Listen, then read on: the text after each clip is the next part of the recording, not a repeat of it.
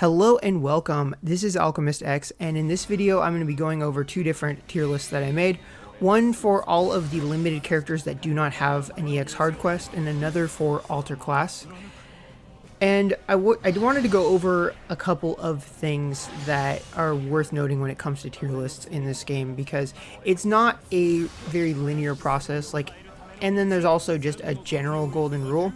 So the golden rule is that newer units are always going to be stronger. The power creep in TAGA, it was already very present when I started playing the Japanese version, and it's only accelerated since then, even just since 2024 started with the release of Eins. You can just see a very sharp ramp up.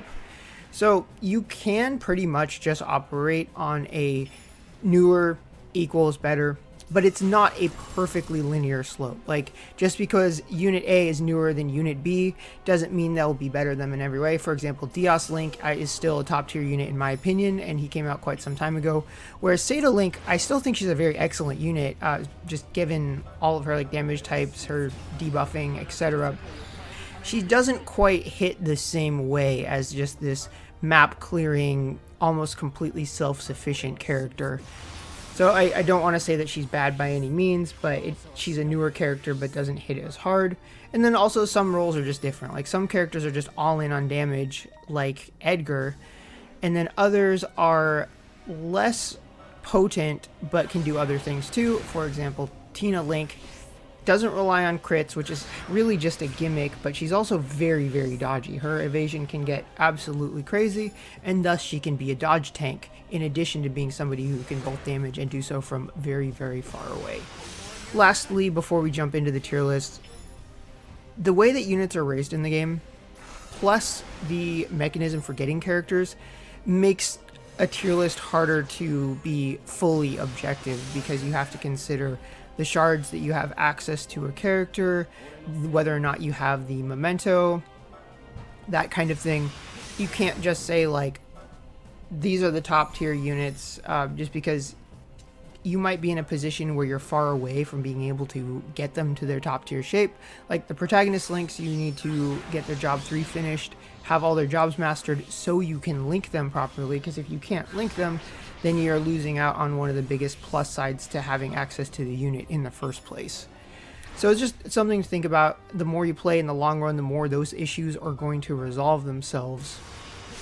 But it's definitely not like a Hoyo game like Star Rail or Genshin, where you can just get a character just their very first pull right off the boat, and it's a lot more even in terms of that. And then to add to that, the mechanism for getting them, it's a lot more linear in the sense that you can only ever get 1 or 2, depending on the banner season, limited characters in any one banner, and you can never get 2 different limited ones on the same banner. Whereas with TAGA you certainly can. So with that out of the way, let's go ahead and jump into the tier lists. And here we are at the first tier list. So this is everyone that doesn't have an EX hard quest. And then before I continue, I did want to note that I made this before they announced Phantom of the Kill was rerunning, and they also announced upgrades for Fail Not, Tiferet, and Ragnarok. So that was not reflected when I made this. I don't know how big of an effect they're going to have. They do sound nice. I'll put a link to those upgrades in the description. Definitely looking forward to it for Ragnarok, because she's one that I use solidly. So just to go over the tiers, best DPS speaks for itself. Multi-role, I felt like if they weren't as potent in any one thing, they still provide a lot of utility in more than one way. You can use them as DPS or for other purposes. Universal support also speaks for itself. Flying, just because of mobility, and then in the case of the Phantom of the Kill ones, the ability to get an extra turn after killing an enemy, they make really good auto-clear units. Oftentimes they're very auto-friendly, and then sometimes they can get around terrain hassles, especially in content that was designed before flying units were created. So I think it's worth it for everyone to have one flying unit, at least. Solids also speaks for itself, and then can be worth it if the game hands them to you. That's where just certain units, if any of these units are haunting your pulls, after a certain level, it can be worth just maxing them out, and you can get some good utility out of them. And then hard to justify are the units where I don't think any of them are bad, nor do I think any of their kits don't work. There's normal pool units where they just don't work as a unit, like say Chow or Hugo, where I I honestly hope it was intentional, which is a scummy thing. It's stupid to make fake 5 stars. I don't like that, but I hope that that was their design choice, because if they made characters like that while they were trying to make good characters, that's man, it's a bad sign. That was a lot earlier in the game's life cycle. I think they eventually got better directions, but the issue with the hard to justify characters is their level of scarcity versus their level of power, like their power budget, feels out of balance. So like Emil is really hard to get. I wish Emil had some kind of farming quest, because I think that Emil Link is pretty solid, but I'm never going to be able to raise my Emil Link unless I just got an absurd amount of shards of Emil Link and just did it the old fashioned way, because there's no way. I have to get Emil first, then I have to get like 770 shards of her just to be able to link my Emil Link, and it's just that's a crazy amount of work, and it's just that scarcity is too high. Or like Solva, where he's an all right unit, but like as far as the amount of damage he's going to be doing, the amount of skill casts that he has, it's not going to feel like enough in most content. So that is why I put them there. But I will say, like, an asterisk is that if the game spams you hard enough with any of these units at the bottom tier, it will bump them up 1 tier. If you're able to just, like, say you could get all the gates, you can do the Pride Rune, you have enough shards to RNG stat rolls on the Pride Rune. Maybe if they have an Enlightened Mod, you can do that. It will get them up eventually, but it's a lot of effort for what feels like less payoff than the units that at the top. And speaking of the top, a lot of these speak for themselves. Obviously, Edgar, Ainz, Mikaboshi, they're newer units, and they do a lot. They both power creep older units in raw numbers, but they also feature creep them in a lot of ways, like Edgar removing buffs, Mikaboshi's massive debuffs. They have just so much going on. But I did put some older units in. Nimmel's recent upgrades were enough to just make him a very, very fun and powerful unit to use. And then Matia might be a little bit hard to get and raise, but she's very, very solid. And I always really like her on auto because her AoEs are just giant, and then she can also veil herself from a distance. So anytime there's archers that do status effects, she doesn't have to worry about them. And of course, Lindrake. He might not be the king of PvP anymore, but he's still, like, as you saw in the intro, he's still an amazing unit to have that I think everyone should have and raise.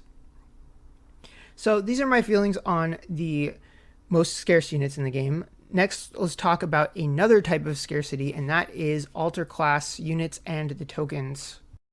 Okay, here we are at tier list number 2. Now, I think this is the more interesting one of the two, just because for the most part, most of these units are going to be way more accessible. Soul is the only one who's like a little bit hard to get and raise compared to the others, but even he has an EX hard quest. And then Orion would be on the same level, except that they did give a bundle to max him out for a very modest amount of gems not too long ago. Back in when it came out, I definitely recommended to anyone who didn't have him maxed out. So for the top tier, every account needs it. I'll go over each unit one by one for this top tier. So Zahar for raids, he does a huge amount of damage. Pretty much simple as that. For Orion, I put him on here because that bundle existed, and he's just a really, really strong unit. A very good candidate for soloing levels in multiplayer, just with all of his stat draining and survivability he has, just because he can drain back his full amount of health multiple times. Survivability is also why I put Oct on here, but for a different reason. I see people using her the most in terms of being able to auto-repeat clear a hell map. We can just, maybe she's in the main party, or maybe she's one of the subs just in case other people die, but she's very, very hard to kill, and so she can be really, really good for taking care of a map that's otherwise very, very brutal. And then I put Ela at the top. I haven't raised her yet just because I did not have a lot of shards of her. I'm farming her every day. I'm definitely going to get her altar class as soon as I have enough to get all her gates maxed. But for the same reason that I like Rado, just units that get a really big snowball, and they can run on maps that just have tons and tons of enemies, and especially if that snowball also includes speed, it's just a really, really good thing to have. And then to make matters better for her being a fire unit, there's a lot of good synergies that she can have. So I'll definitely say Ela is going to be worth it for everyone, just because those levels can be a giant pain. Now the next tier down, I put good for specific element or damage type, meaning if you are lacking someone, like say you don't have Ouroboros, that just regular Ouroboros, the one who's considered to be the best magic DPS in the game right now, and you're not sure if you're going to be able to get her anytime soon, well, that's going to raise Soul's value because he's also a magic DPS. And you can throw Missile in there too. He's also got a customizable kit where you can have CC or not have CC and affect his range, or you can have a kill snowball or just have more potent skills. It is fun to have a character you have more than one path to how to use them. Noin is kind of the same thing for Lindrake, Siba for Dios/Andex. So I definitely think more people than not would benefit from the second tier. But if you're already really, really good on whatever damage or element combo that these characters represent, then you might want to hold off depending on where you are with your altar class tokens. And then has a strong niche is pretty much a less potent version of the same thing, where it's just if you need a missile buffer, then Leafa, especially if you recently got Tina, that's going to elevate her value, or Dorothy for debuffing, Corvus for dodging, Magnus for CC, etc. Oh, if you're wondering why Magnus looks a little weird compared to the rest of them, I forgot to include him and then hastily pasted this on there, which is funny because Magnus is one of the characters I raised and did the altar class quest for, so I ended up forgetting about him. And then the final tier is hard to justify, or I don't know. There's some like Gormalos, Lamia, and Leonia where I haven't raised them. Their kits look alright on paper. Gormalos seems a little bit light. Lamia seems okay, but I haven't really needed Water Pierce to that degree. Same thing with Wind and Pierce for Leonia. But I don't want to say that they're bad. I don't want to talk too much about them when I haven't even raised the units for them, let alone done the altar class quest. And then there's others like Torito or Lofio, where I'm just not convinced it's worth the tokens. And then they did recently announce Carol is the next unit to get an altar class, and I would put her in this bottom category too, because while it is nice to have a light support unit who can do all the things that a merchant does, I just worry that her buffs aren't going to be potent enough to compete with one of the universal supports.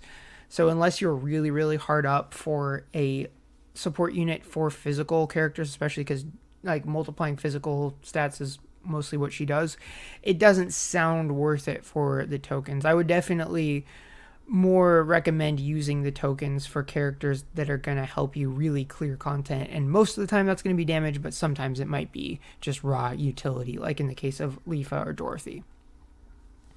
So yeah, that is all I've got for this video. So hopefully the next one comes fairly quickly, because we're about to have another reset, and I'm curious to know if they're just going to do the same old for Phantom of the Kill banners, or if they'll actually do something interesting.